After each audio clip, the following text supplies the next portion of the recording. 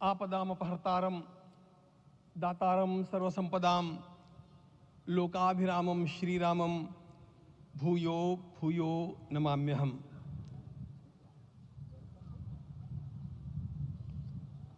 आज अंतःकरण अत्यंत उल्लास से, समाधान से और कृतज्ञता से भरा हुआ है।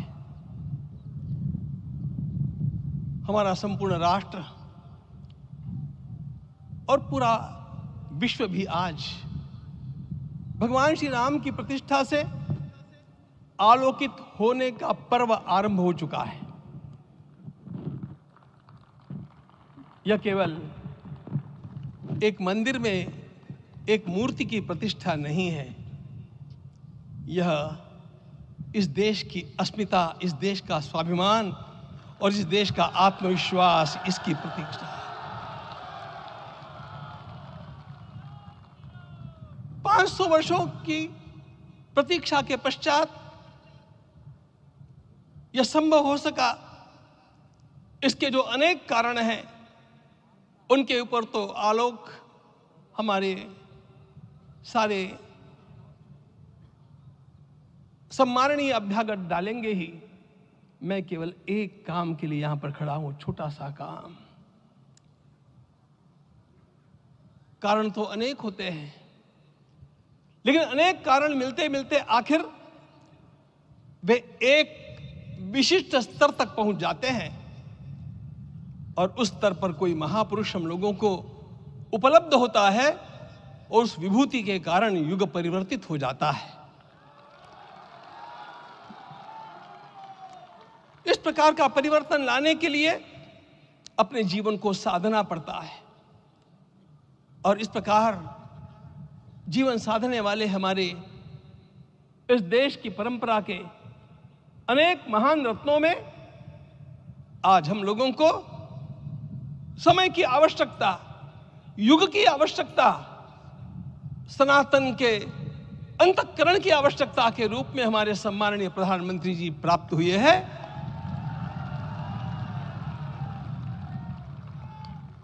यह केवल इस देश का नहीं, यह संपूर्ण विश्व का सौभाग्य है कि आज एक ऐसा राजदर्शी हम लोगों को प्राप्त हुआ।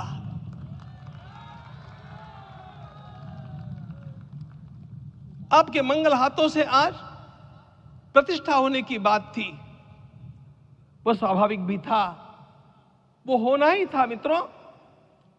लेकिन मुझे इस बात का आश्चर्य हुआ जब मुझे लगभग 20 दिन पूर्व समाचार मिले कि माननीय प्रधानमंत्री जी को इस प्रतिष्ठा के लिए स्वयं अपने लिए क्या क्या अनुष्ठान करके सिद्ध करना चाहिए, स्वयं को उसकी नियमावली आप लिख करके भेजें।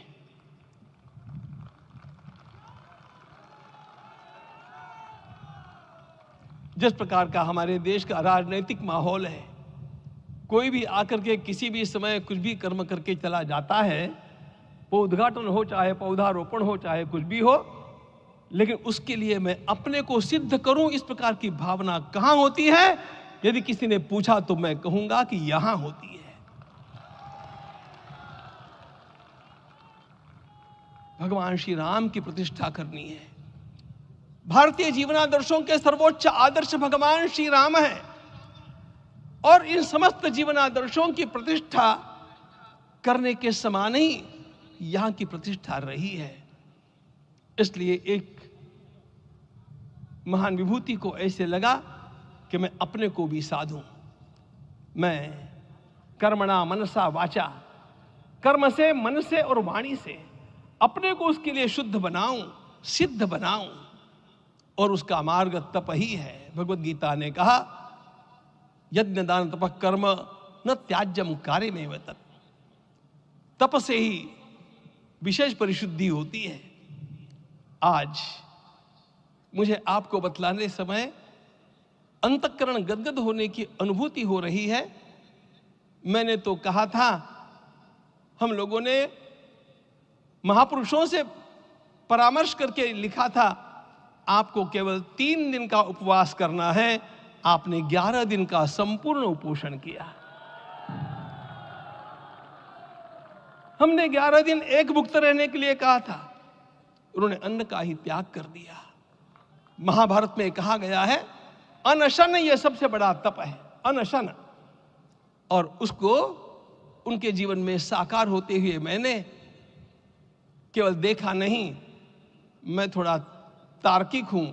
आपकी परम पूजनीय माता जी से मिलकर के मैंने उसको रिकन्फर्म भी किया था कि आपका ये अभ्यास 40 वर्षों का है।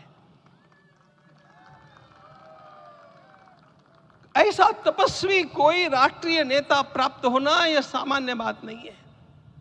वे इन दिनों में हमने कहा था कि आपको विदेश प्रवास नहीं करना चाहिए, क्योंकि सांसर्गिक दोष भी आते हैं। विदेश प्रवास टाल दिया सांसर्गिक देशों के इस दोषों की संभावना के कारण, लेकिन दिव्य देशों का प्रवास ऐसा किया। नासिक से आरंभ किया, गुरुवायूर गए, श्रीरंगम गए, रामेश्वरम गए। इन सारे स्थानों पर जाकर के वहां के परमाणुओं को लेकर के और पूरी भारत माता के हर कोनों में जाकर के मानो वे निमंत्रण दे रहे थे कि आइए दिव्य आत्माओं, अयोध्या पधारिए और हमारे राष्ट्र को महान बनाने के लिए आशीर्वाद दीजिए।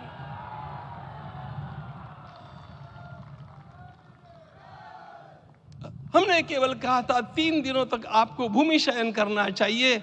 11 दिनों से आप भूमि शयन कर रहे हैं। इस कड़कड़ाती ठंड में इस प्रकार का शयन करना, मित्रों,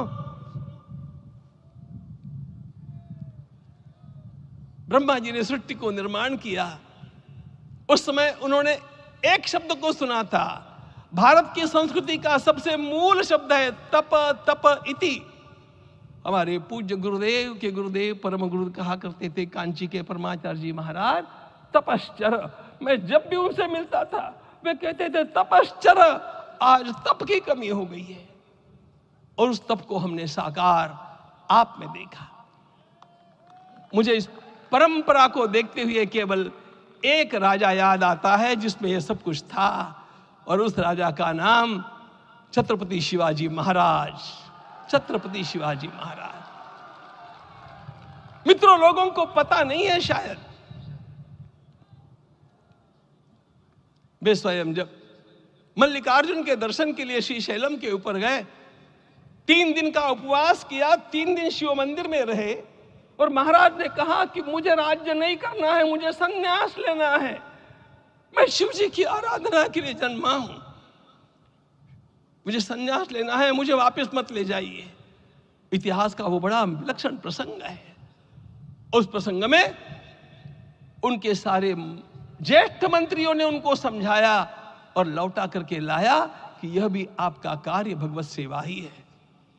आज हम लोगों को उसी प्रकार के एक महापुरुष ऐसे प्राप्त हुए हैं जिसको भगवती जगदम्बा ने स्वयं हिमालय से लौटा करके भेज दिया कि जाओ भारत माता की सेवा करो।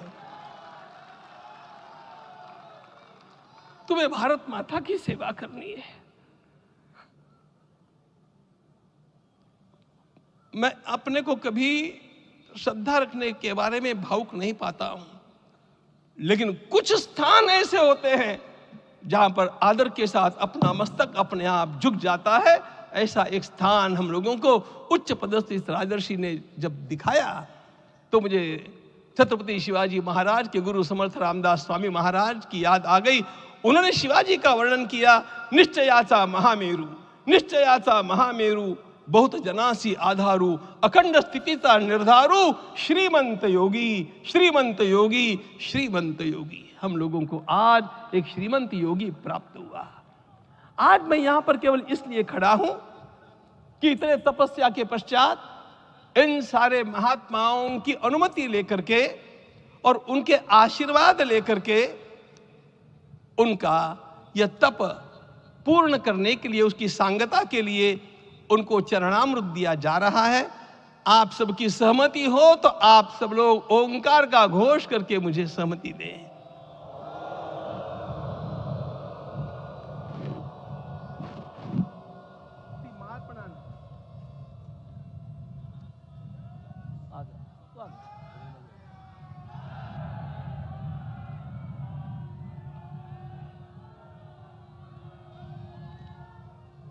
अपना उपवास पूर्ण कर रहे हैं माननीय प्रधानमंत्री जी।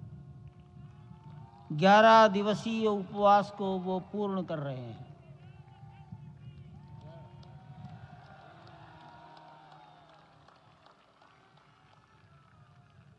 मैं श्री राम जन्मभूमि तीर्थ क्षेत्र के अध्यक्ष पूज्य महंत नृत्य गोपाल दास जी महाराज, मणिराम छावनी अयोध्या के श्री महंत के चरणों में निवेदन करता हूँ आशीर्वचन के लिए।